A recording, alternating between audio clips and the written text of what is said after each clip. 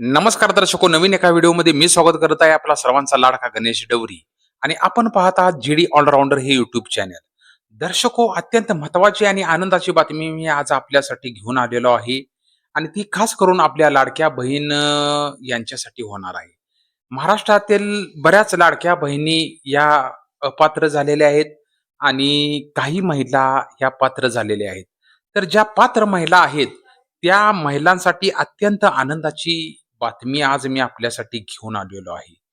तर महाराष्ट्र शासनाने लाडक्या बहिणीचे पैसे आता वेळेवर देण्याचे ठरवलेले आहे, असं म्हटलं तरी त्यात काय वावगं ठरणार नाही. कालपासून प्रत्येक महिलाच्या खात्यावर ₹1,500 जमा व्हायला सुरू झालेले आहेत. अत्यंत महत्त्वाची अशी ही अपडेट आज आपल्यासाठी होणार आहे. त्यामुळे कुठेही अर्धवट व्हिडिओ न सोडता, कुठेही व्हिडिओ न स्किप करता शेवटपर्यंत माता भगिनीने हा व्हिडिओ पाहावा आणि आपल्या जवळच्या नातेवाईकांना असू दे, परिजनांना असू दे, मित्र मैत्रिणी असू दे, त्यांना हा व्हिडिओ शेअर करा, जेणेकरून या लाडक्या बहीण योजनेची अपडेट त्यांच्या लक्षात येईल.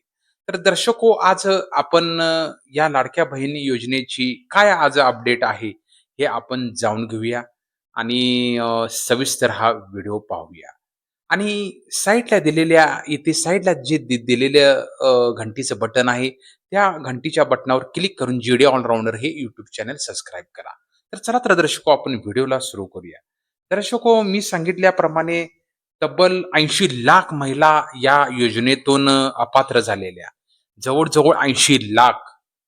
हे खूप धक्कादायक म्हटलं तरी चालेल. कारण अतिशय कठोर अशी निर्बंध महाराष्ट्र शासनाने लाडक्या बहीण योजनेच्या अंतर्गत जे महिला येतात त्यांच्यावर लादून ज्या योजनेत बसतायत, अशाच महिलांना पात्र करून ₹1,500 जमा करायला सुरू केलेले आहेत.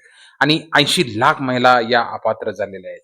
तर दर्शको, मला आपल्याला सांगायचं आहे की अ, किती बहिणींना मेसेज आलेला आहे, हे मला कमेंट करून सांगा. आपण कोणत्या जिल्ह्यातून आहात हे सुद्धा मला कमेंट करून सांगा. आणि आपल्याला पैशाचा ₹1,500 मिळाल्याचा मेसेज आलाय का नाही, हे पण मला सांगायला विसरू नका. तर दर्शको, आज आज रोजी 16 जून 2026 मुख्यमंत्री माझी लाडकी बहीण योजनेबाबत काही महत्त्वपूर्ण आणि मोठ्या अपडेट्स समोर आलेले आहेत. सर्वात महत्त्वाची बातमी म्हणजे रखडलेल्या हप्त्यापासून हप्त्यासाठी शासनाने निधी मंजूर केलेला आहे. सध्याच्या ताज्या घडामोडीनुसार 1 मे महिन्याचा 1 मे महिन्याचा हप्ता लवकरच खात्याचा जी-आर निघालेला आहे. 1 महिन्यात मे महिन्याचा हप्ता आपल्याला कालपासून हा मिळायला काही जिल्ह्यात सुरू झालेला आहे. लाडक्या बहिणींना मे महिन्याचा 1,500चा हप्ता मिळायचा मार्ग तर मोकळा झालेला आहेच. आणि महत्वाचं म्हणजे सामाजिक न्याय विभागाकडून महिला व बाल विकास विभागाला या हप्त्यासाठी 344 कोटी रुपयाचा निधी वितरित करण्यात आला होता. याबाबत शासन निर्णय जी-आर सुद्धा नुकताच जारी करण्यात आला होता. आता कोणत्याही क्षणी पात्र महिलांच्या बँक खात्यात पैसे जमा होण्यास सुरू झालेलं आहे. बघा, जवळ-जवळ 344 कोटी रुपयेचा निधी हा मागच्या मे महिन्यात मंजूर केला होता बाल विकास विभाग कार्यालयाने. आणि कालपासून प्रत्येकाच्या महिलेच्या अकाउंटवर, म्हणजे ज्या पात्र आहेत अशा महिलांच्या खात्यावर ₹1,500 मिळायला सुरू झालेले आहेत. आणि दुर्दैवाची गोष्ट म्हणजे तब्बल 80 लाख महिला या योजनेतून अपात्र झालेल्या आहेत. ई-केवायसी न केलेल्याचा फटका. शासनाने ई-केवायसी करण्यासाठी 30 एप्रिल पर्यंत मुदत दिली होती.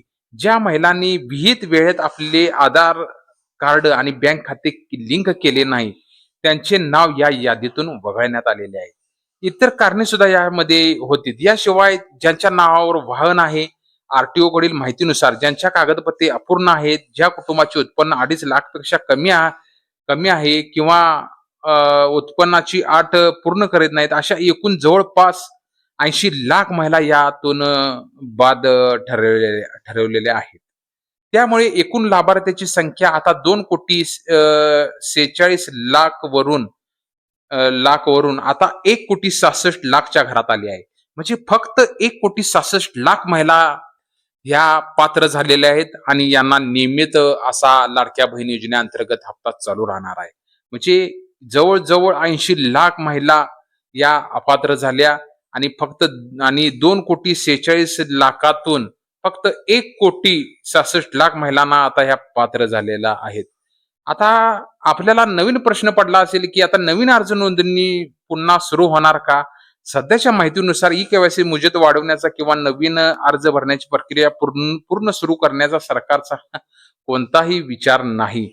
महिलांना प्रक्रिया पूर्ण करण्यासाठी आधीच पुरेसा वेळ देण्यात आला होता, असे वरिष्ठ अधिकाऱ्यांचे स्पष्ट मत आहे.